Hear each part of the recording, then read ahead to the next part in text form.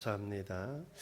오늘 읽은 말씀은 사도 요한이 요한복음을 쓴 이유, 목적을 말씀해 주고 있습니다. 요한복음을 기록한 이유가 무엇입니까? 우리로 예수께서 하나님의 아들 그리스도이심을 믿게 하기 위함입니다.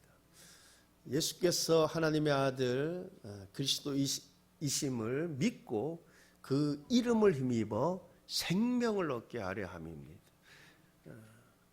이것을 위해서 사도 요한은 요한복음을 기록하였다 합니다. 우리는 보통 마태복음, 마가복음, 누가복음, 요한복음을 사복음서라고 합니다. 근데 마태, 마가, 누가복음은 좀 비슷한 시기에 쓰여졌어요. 근데 요한복음은 좀 한참 후에 쓰여졌습니다. 여러분, 요한이 제일 오래 살았잖아요. 요한이 말년에 대략 쓰여진 시기가 기원 후 한 90년, 95년 경으로 그렇게 보여집니다. 여러분, 예수님께서 공생의 기간 동안 많은 기적들을 일으켰죠. 그리고 또 예수님의 그 부활하신 이후에 여러분 40일 동안 세상에 계시다가 승천하셨잖아요. 그러니까 그 당시 때는, 그 시점에서는 예수님의 신성을 부인하는 분들이 별로 없었을 거예요. 그죠? 그런 기적들, 또 부활을 직접 목격한 이들이 있었지 않습니까? 근데 시간이 많이 지나고 난 이후에는 예수님이 그냥 사람이지 무슨 하나님이야. 예수님의 신성에 대한 이 부정적인 생각들이 의심이 많이 아마 갔을 것입니다. 그래서 이 요한복음, 이 요한이 쓴 요한복음은 이 예수님의 신성에, 예수님은 하나님의 아들이다, 예수님의 신성에 초점을 두고 기록하고 있습니다. 여러분, 계시록에 보면 사도 요한이 기도 중에 하나님의 보좌 주위에 있는 네 생물의 환상을 봅니다. 계시록 4장 7절 말씀입니다. 그 첫째 생물은 사자 같고, 그 둘째 생물은 송아지 같고, 그 셋째 생물은 얼굴이 사람 같고, 그 넷째 생물은 날아가는 독수리 같은데, 어거스틴은 이 구절을 보고 이 네 생물들이 바로 사복음서에 증인된 예수님의 네 가지 특성과 일치한다라고 했습니다. 그래서 사복음서에 별명을 짓기를, 마태복음은 사자복음, 마가복음은 송아지복음, 누가복음은 사람복음, 요한복음은 독수리복음이라 그랬어요. 여러분, 마태복음을 이제 사자복음, 마태복음의 주제는 왕으로 오신 예수님이에요. 유대인의 왕으로. 이 마태복음은 대상이 유대인이거든요. 쓴 대상이.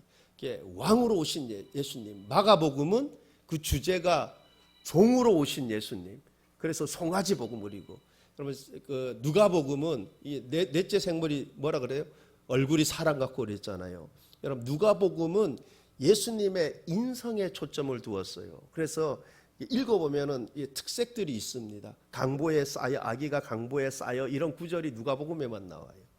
그리고 요한복음을 독수리복음 이랬는데, 여러분, 독수리는 유일하게 태양을 똑바로 바라볼 수 있는 눈을 가졌다고 합니다. 여러분, 태양을 똑바로 바라볼 수 있습니까?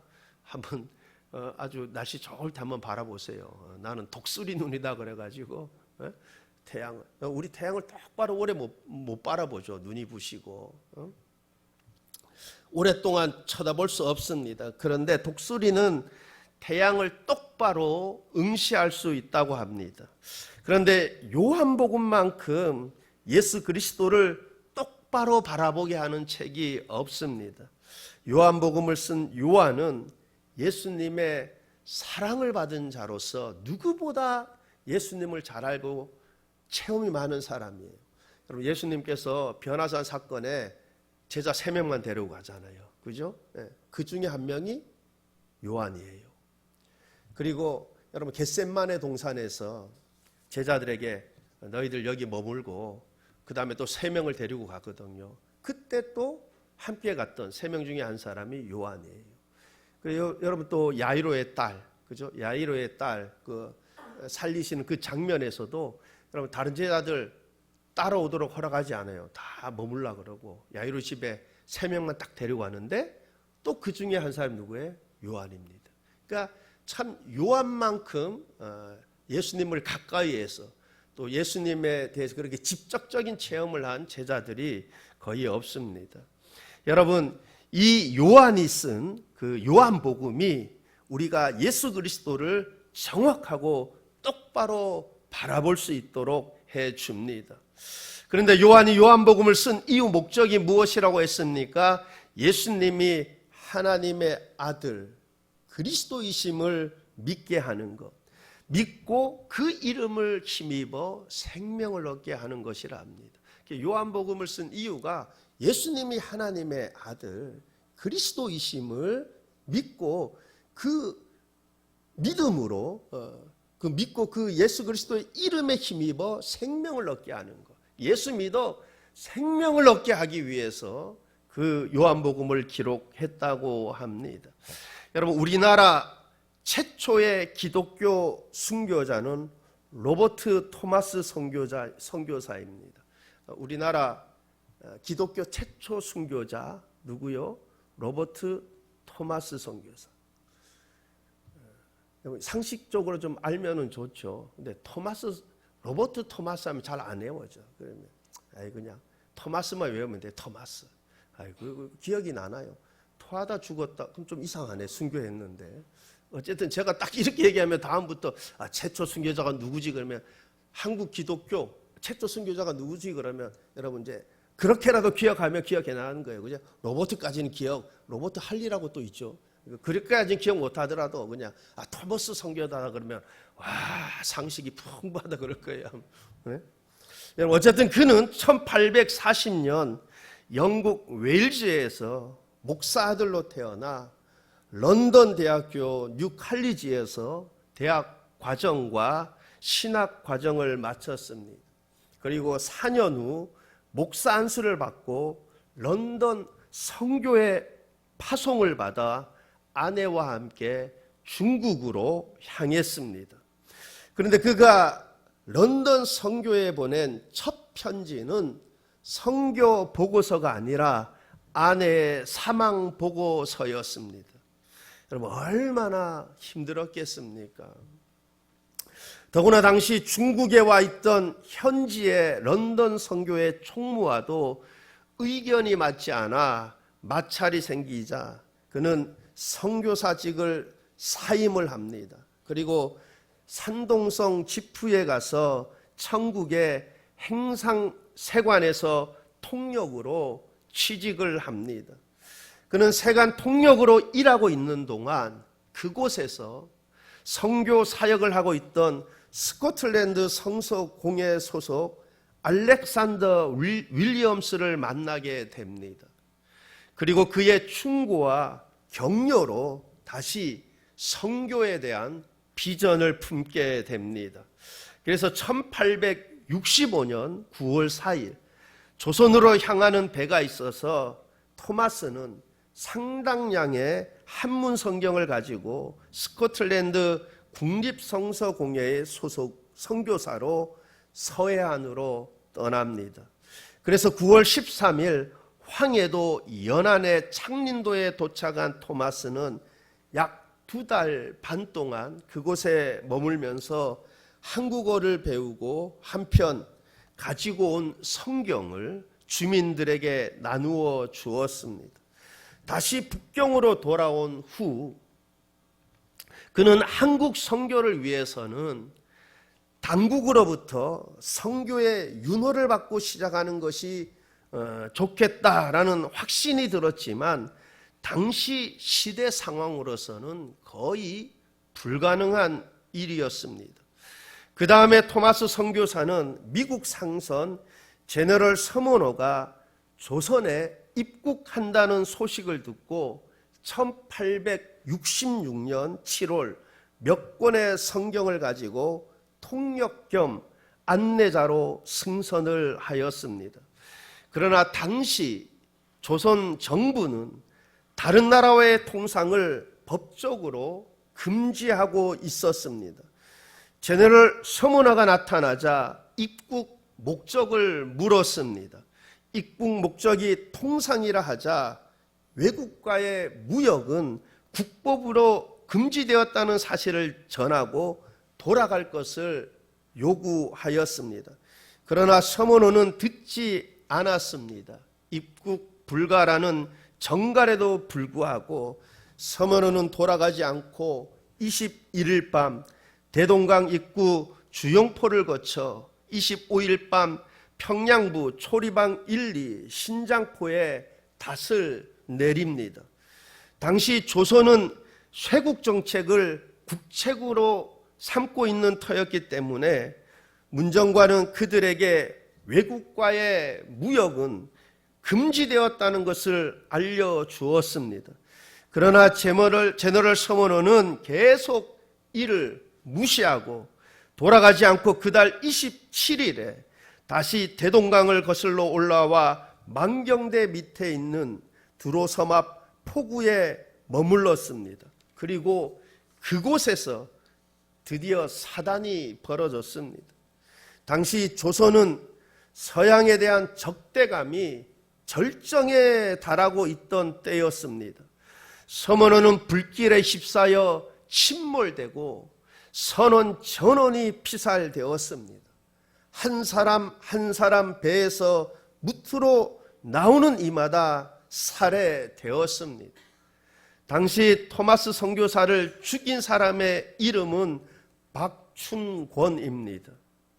그러나 토마스의 죽음은 헛되지 않았습니다. 토마스의 선교사를 죽인 박춘권은 집으로 돌아가는 길에 성경을 주워 가지고 돌아갔습니다. 그리고 그는 성경을 읽다 예수님을 믿게 됩니다. 그는 후에 안주교회 장로가 되었습니다. 또한 불타는 서문호의 광경을 목격한 이들 가운데 당시 12세 채치량은 토마스가 준 3권의 성경책을 받아서 보관하고 있다가 서양인의 물건을 함부로 가져온 것이 무서워 영문주사 박영식에게 성경을 주었습니다.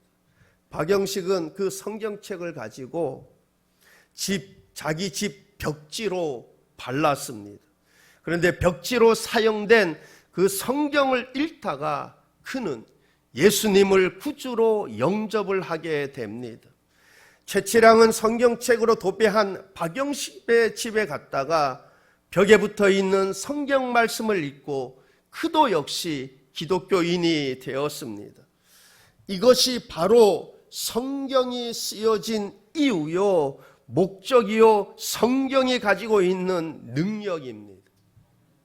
후에 그렇게 성경을 뜯어 벽지로 바른 그 집은 평양 최초의 교회인 널다리 예배당이 되었습니다.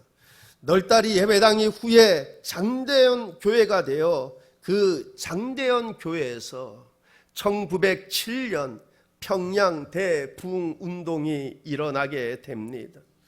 토마스 선교사가 전해준 성경, 즉 하나님의 말씀은 살아 역사하여 읽는 자마다 예수님을 믿게 되고 평양 대부흥운동의 불씨가 되었습니다. 이것이 성경이 쓰여진 이유요, 목적인 것입니다. 31절을 다시 한번 봅니다. 오직 이것을 기록함은 너희로 예수께서 하나님의 아들 그리스도이심을 믿게 하려 하며 또 너희로 믿고 그 이름을 힘입어 생명을 얻게 하려 함이니라.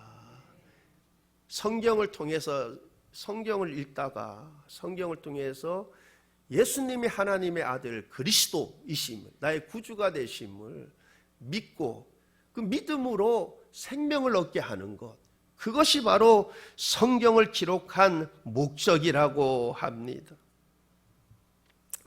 그러므로 우리가 성경을 읽어야 하는 것입니다. 말씀을 들어야 하는 것입니다.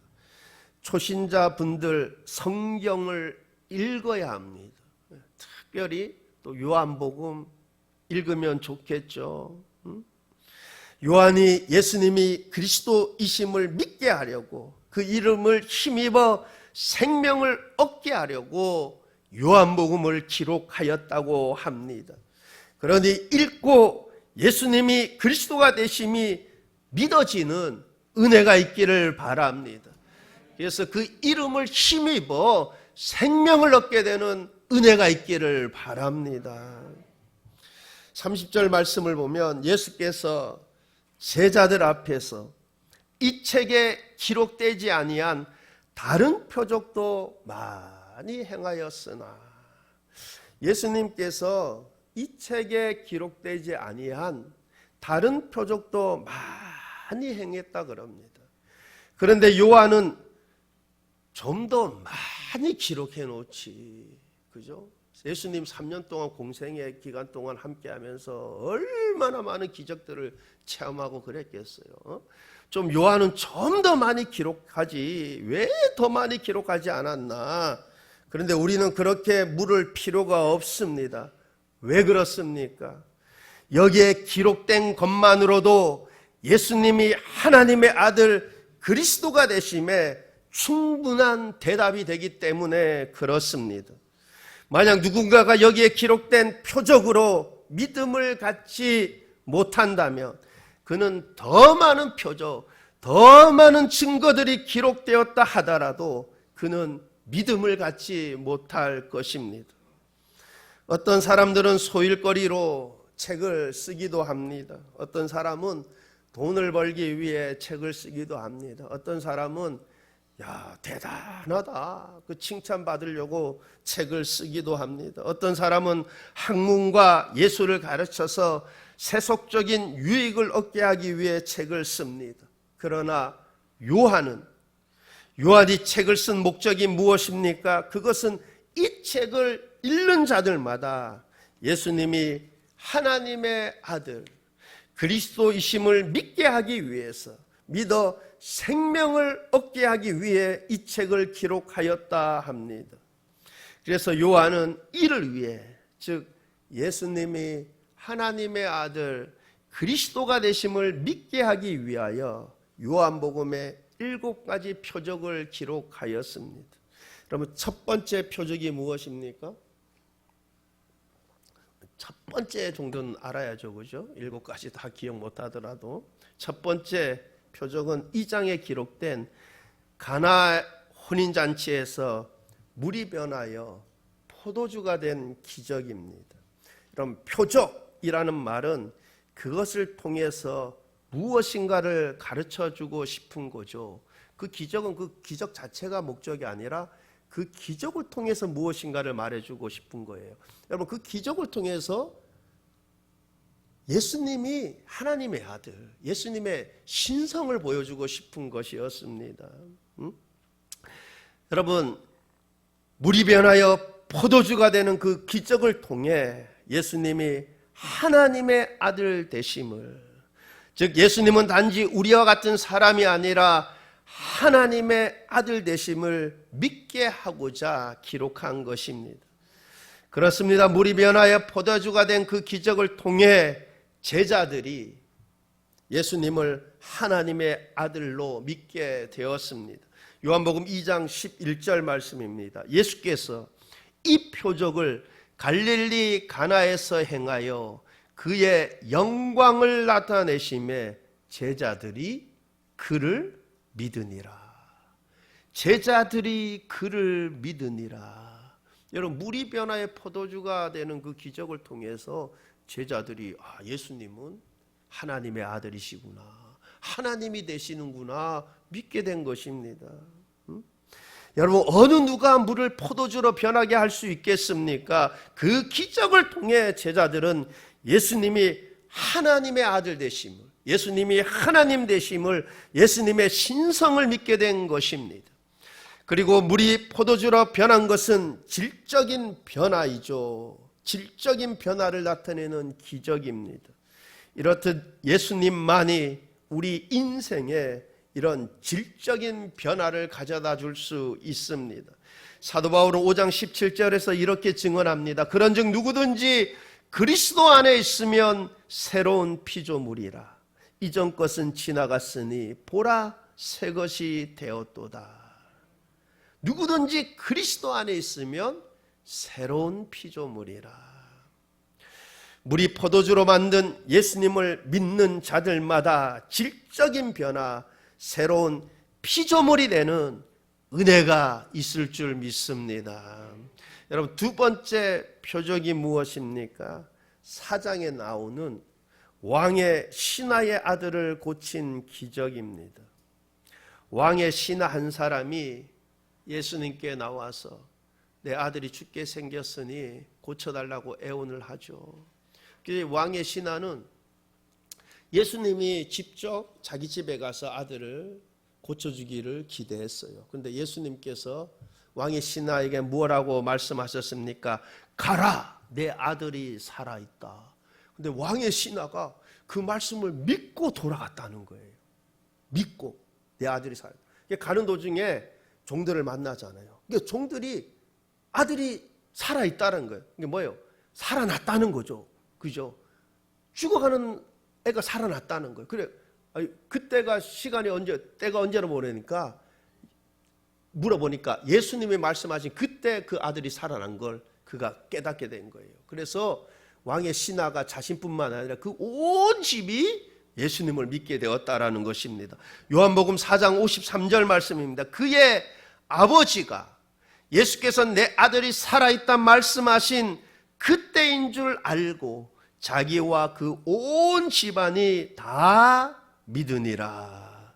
자기와 그 온 집안이 다 믿으니라. 여러분, 예수님께서 그 기적을 일으키신 것은 그 기적을 통해서 말씀해 주고 싶은 게 있는 거죠.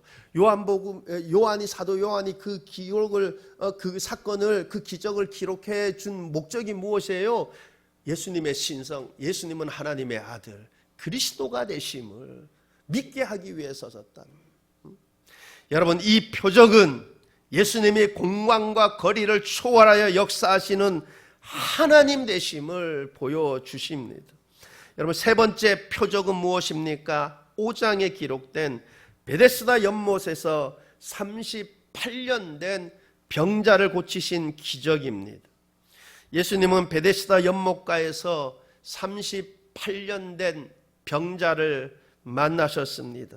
그의 병이 오래된 줄 아시고 물으십니다. 내가 낫고자 하느냐?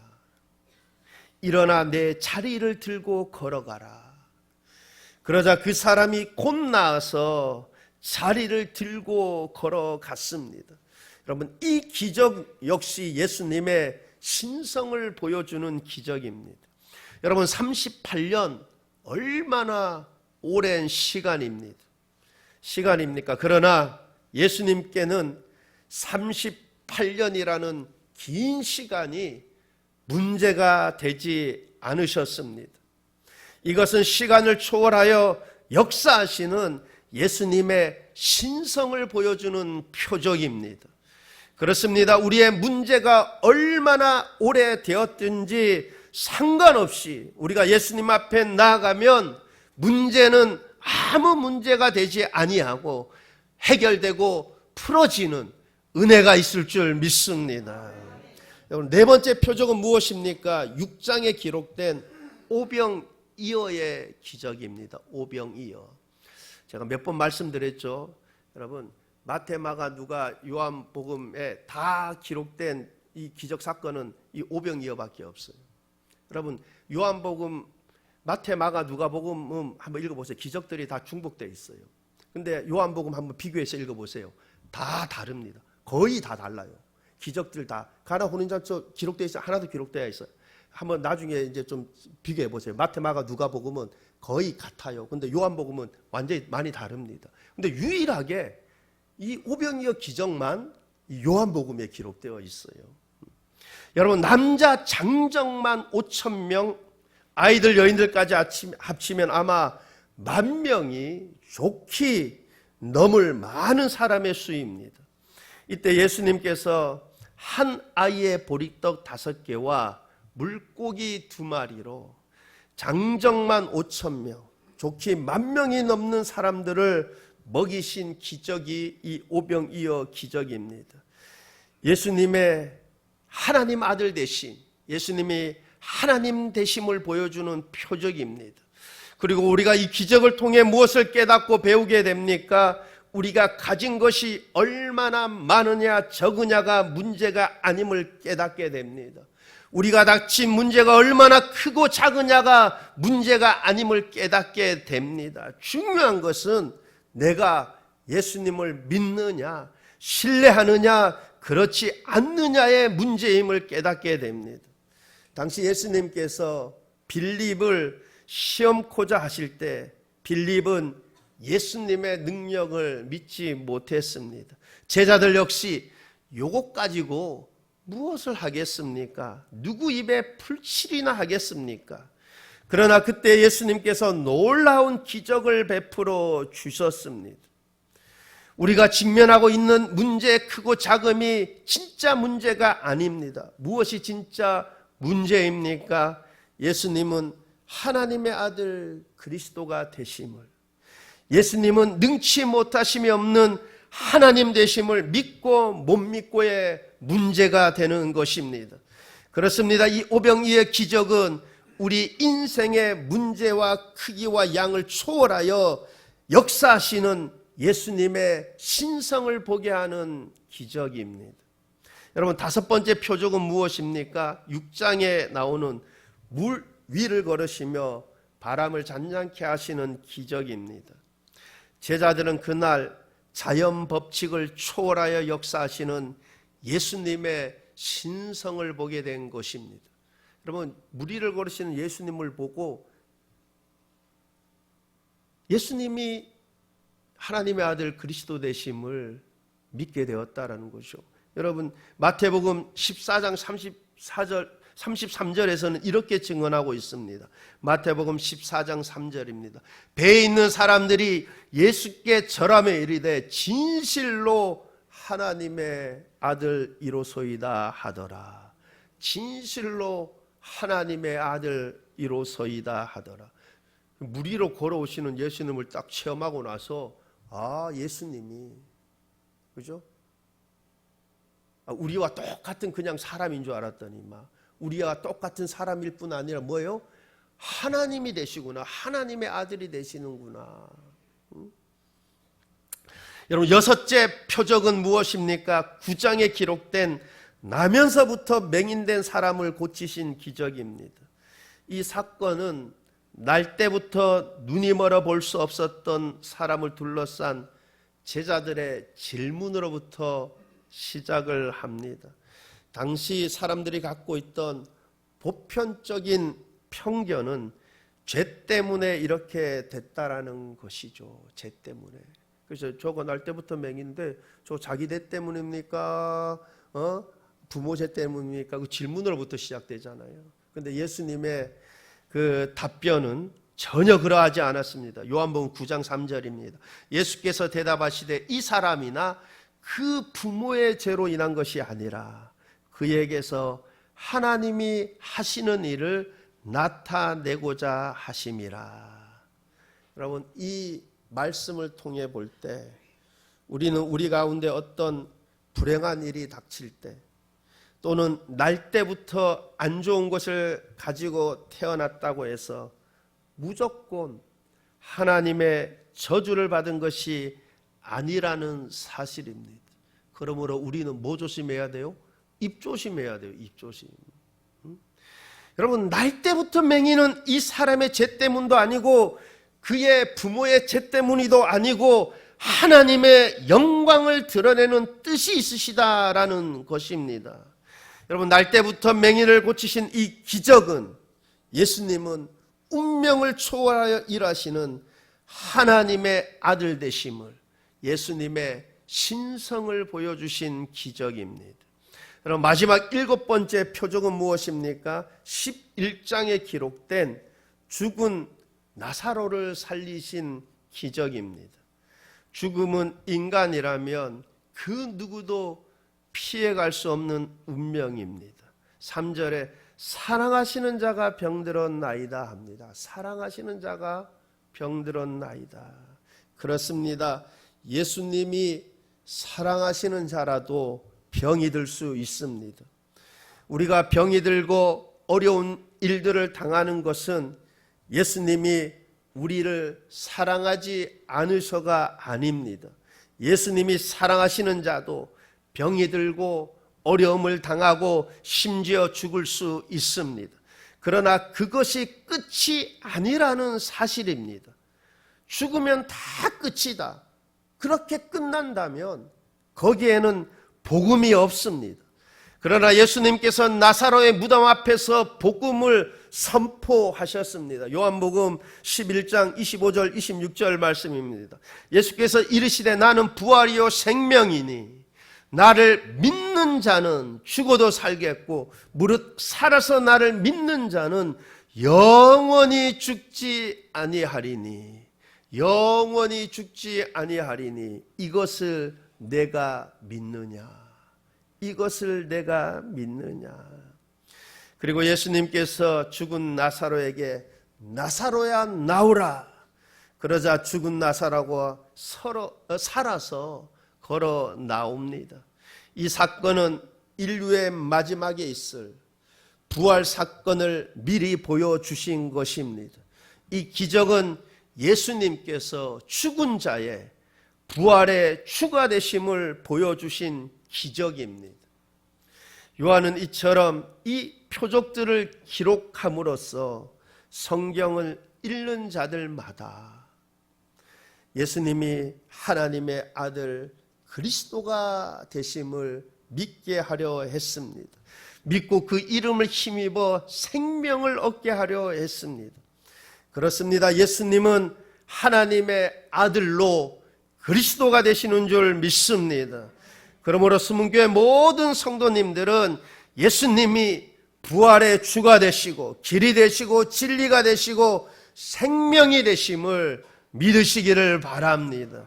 그렇게 믿어 생명을 얻게 되는 복이 있기를 바랍니다. 여러분, 예수님만이 길이 되시고 진리가 되시고 생명이 되십니다. 그런데 세상은 이것을 알지 못하기에 믿지 못하기에 그러니 추석 명절에도 조상에게 제사를 지냅니다. 제가 TV 채널 이렇게 막 돌리다 보니까 불교 방송이 딱 나오대요. 돌리다가 한번 들어나 보자고 한번 딱 들어봤어요. 평소에 안 듣죠. 왜 그럼 제가 말도 못하는데 그거 듣고 있겠어요. 근데 뭐라고 하나 한번 들어보자고 딱 들었는데 그때 이제 그래요. 이제 앞에 이제 뭐 이제 앉혀놓고 딱 하는데 그분이 그래요. 자기가 그 얼마 전에 그 가족이 아이 하나하고 뭐 이렇게 가족 여행가 가가지고 실종됐잖아요, 그죠? 막 정말 좀 시끄럽잖아요, 얼마 전에. 차가 물에 빠져서, 근데 자기가 그 미리 죽은 거 미리 물에 빠져 죽은 줄 알았대요. 그 방송이 나오기 전에. 왜냐면 자기가 그 사람들이 물귀신 노래 나오는 걸 미리 봤다는 거예요. 네? 그래서 여러분 죽어도 물에 빠져 죽지 말아요. 물귀신 된다고. 물에 그 활동부대가 물인가 봐 귀신. 모르니까 그래. 여러분 말씀으로 천지를 창조하신 하나님께서 무엇이라고 말씀해 주십니까? 여러분 부자와 거지 나서라고 죽는 죽시 어떻게 됐어요? 어디로 갔습니까? 모르니까 이상한 소리 하는 거예요, 그죠? 네? 여러분 이거 귀신은 여러분 영적 존재가 있는 거죠. 근데 그 귀신은 마귀는 사단은 뭐예요? 성경의 가르침에 타락한 천사예요. 여러분 사람이 죽으면 그 죽은 영혼이 또 돌아다니는 거 아니에요. 물에 죽었다가 물귀신 되는 거 아닙니다. 그죠? 그래서 제가 참 또 그거 뭐 모르니까 또 그런가 보다 하잖아요. 그 뭐 어디 뭐 나와 있지도 않고 그죠? 그런가 보다. 근데 제가 그거 보면서 참 이따가 한번 들어볼까 뭔 헛소리 하나 그 생각도 살짝 들긴 들던데 여러분 저희들은 참 감사하게도 하나님이 다 가르쳐 주셨잖아요. 그죠? 이 천지가 어떻게 시작이 되었고 어떻게 끝나게 될 거고 마지막 영원히 어떻게 결말을 다 말씀으로 가르쳐 주고 있잖아요. 그죠? 우리는 분명하게 아는 거예요. 여러분, 귀신은 사람 죽은 영혼이 아닙니다. 죽는 즉시, 여러분, 예수님께서 십자가상이 뭐죠? 내가 오늘 나와 함께 낙원에 있으려 그러잖아. 나와 함께. 언제? 오늘. 그죠? 근데 모르니까 본인은 미리 알았대요. 미리 알았다는 거예요. 왜 그러면 자기가 그 세 명의 그 영혼이 있잖아요. 물귀신으로 딱 나타나는 걸 미리 봤다는 거예요. 그게 모르니까 그러는 거예요. 모르니까. 이게 모르니까 죽은 조상 귀신이 복 주는 줄 알고 그 조상한테 제사 지내고 그러는 거예요. 여러분, 예수님만이 하나님의 아들 그리스도가 되시고 예수님만이 길이요 진리요 생명이요 우리의 구원자가 되시는 줄 믿습니다. 여러분, 그러므로 평생 동안 우리가 누구께만 예배드려야 돼요?